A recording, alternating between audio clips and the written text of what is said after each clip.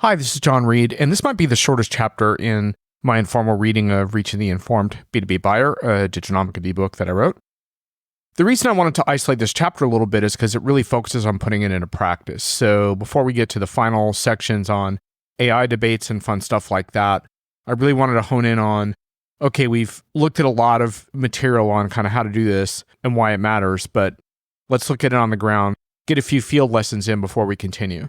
So with that, Chapter 5, Put It Into Practice, Winning B2B Content Examples. You've come this far, so how do you put it into practice? Crummy, pretentious, and brand-infatuated pseudo-thought leadership is, unfortunately, everywhere. But there are also compelling examples of content that engages and pulls audiences closer. One burning question is, where should the content live? When it comes to that helpful expert type of content of the how-to variety, the corporate website is still ideal. That's the type of in-depth, keyword-rich content you want search engines to chew on. That said, such content is less about stylish narratives and pulling data points into industry lessons. Of course, you can demonstrate customer intimacy in all forms of thought leadership, but helpful content is quite forgiving when it comes to the sophistication of your writing skills. Such content is more about ease of consumption, appealing formats, and answering your prospects' and customers' top questions. So now let's kind of have a look at how you can implement across these various scenarios, including higher level thought leadership and also use case scenarios. Case studies. Build that knowledge base. A cloud ERP user earns customer trust. A couple of years ago, I talked to an Acumatica cloud ERP customer about how they were reaching buyers with content. Here's what they said. We're going to start moving back further up the supply chain and start to build relationships with the customer base. We're building impressions upon them, and we start to build relationships based on that. And we're getting up earlier in the cycle to help them not only create the need, but also to be there when the need occurs. Helping customers make sense of changing regulations is always a win. They continued. In the utility market, there's a big regulatory requirement called NERC and FERC. We're looking to expand on being able to provide all the compliance information for those regulatory requirements, so we fully take care of the customer. They don't have to worry about that. They don't have to spend their resources on it. We're out there doing it. Yes, that's rich search content for your website. One lesson is that each of the top questions your customers have about doing business with you should have its own dedicated, carefully titled page on your website.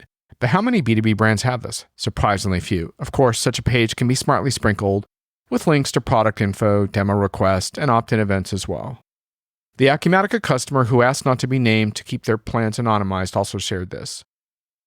Build that knowledge base. One of the things we've seen is, as buyers have moved companies, they bring us in because of the expertise and because of what we provided to them. Message Lab, another use case. This one is content ROI via the idea store. Moving beyond helpful content into idea-related content, let's turn to what Message Lab is up to. I wrote about this more extensively in an article called Reaching Enterprise Buyers, Why Do B2B Marketers Fall Short? On Diginomica, so you can check that out for the full story. Remember that LinkedIn stat about how only 1 in 5 buyers is in buying mode at any given time? In a podcast with Todd Kane of Evolved Radio, Message Lab CEO Ben Worthen used the example of a manager reevaluating their accounting function. What if they aren't ready to search for accounting software? And what if they want to learn the best accounting metrics and about what leading enterprises are doing? Worthen told Kane, I only think about buying stuff 5% of the time. The vast majority of my time, I'm thinking about other things. It may be ideas, topics, issues that I'm facing that are broader than, but sort of related to the product. I run a business too, and let's say we needed to think about our accounting. There's issues like, are we doing a good job? Are we paying attention to the right financial metrics? Do we need a different accountant? So should we have new accounting software? That's only a small part of the things we would think about in the universe there. Therefore, said Worthen, a narrow overemphasis on product content falls short. He continued, so if all you're doing as a business from a content perspective is how to evaluate your accounting software, you're missing many opportunities to engage with someone around an idea that you would generally have an opinion about or a point of view that you could contribute. Okay, so what's the alternative? Something Worthen called an idea store. He adds, the people searching for the best accounting metrics for small businesses want something different. They don't want to be told what software to buy. They want an idea that's going to help them. They want information that's going to help them make decisions and then solve a problem. We often use this metaphor of an idea store. Everyone knows what their product store is. You know what you're selling, you know what's on the shelves. But if you had a different store where all you sold was ideas, what would be on the shelves? What would the customer experience be? One thing I particularly like about the idea store metaphor, you have to keep the customer coming back. As Worthen explained, how would you behave in order to turn people into repeat customers of your ideas? Get them to come back and buy a new idea each time. When you're on social, you're sort of thumbing through your phone in a fairly passive mode. You're looking for something that captures your attention and your imagination. Earning attention through fresh ideas leads to deeper engagement. Worthen added, if you're the one who's having that strategic conversation with them, then you're in a better position later on when they're ready to buy something. Not when they finish a blog post, but at a different point in time.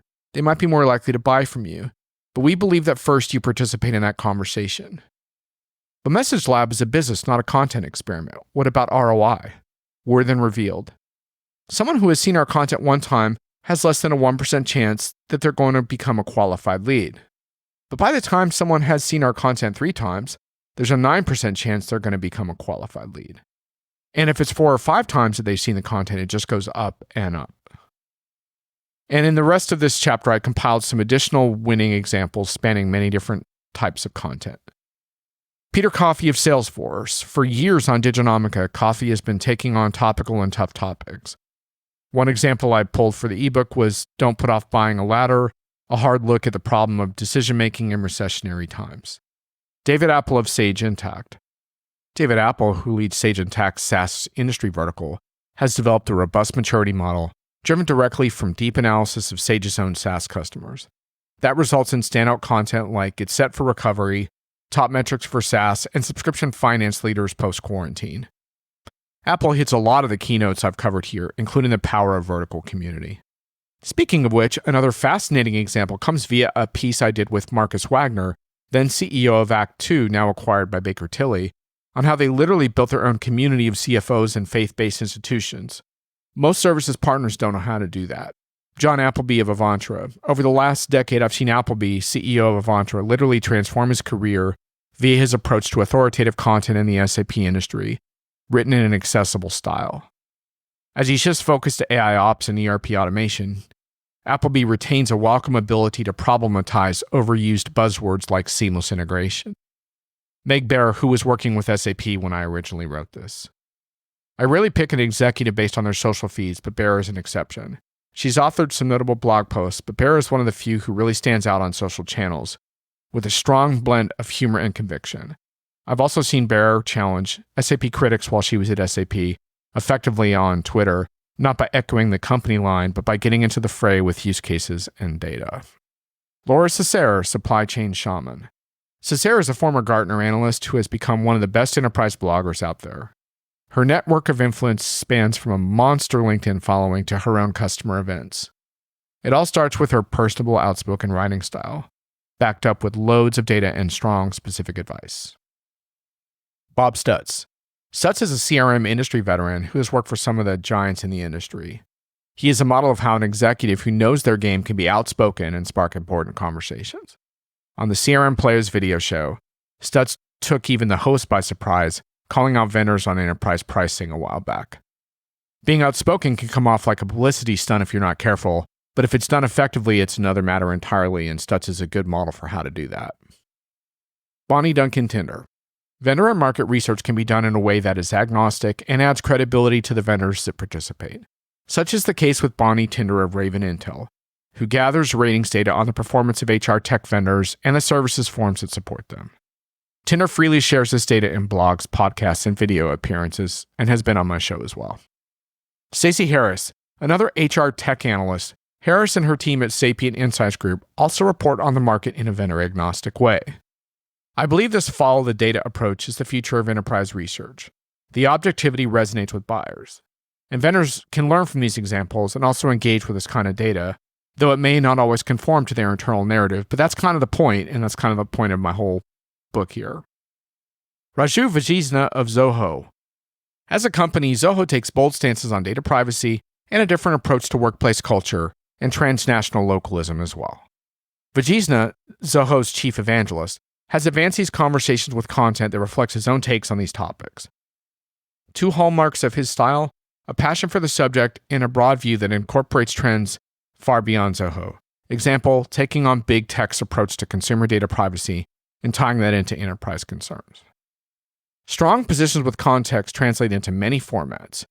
In conjunction with Players Production Network's Brent Leary, Vajisna and another Zoho colleague, Tejas Gadia, have regularly shared video updates via a very watchable video show, Watching Privacy. And I don't always use the word watchable when it comes to enterprise video. I continue to document interesting and compelling content use cases on Diginomica, as do some of my colleagues, but that's a good roundup of ones you can check out now and be inspired by and hopefully learn from.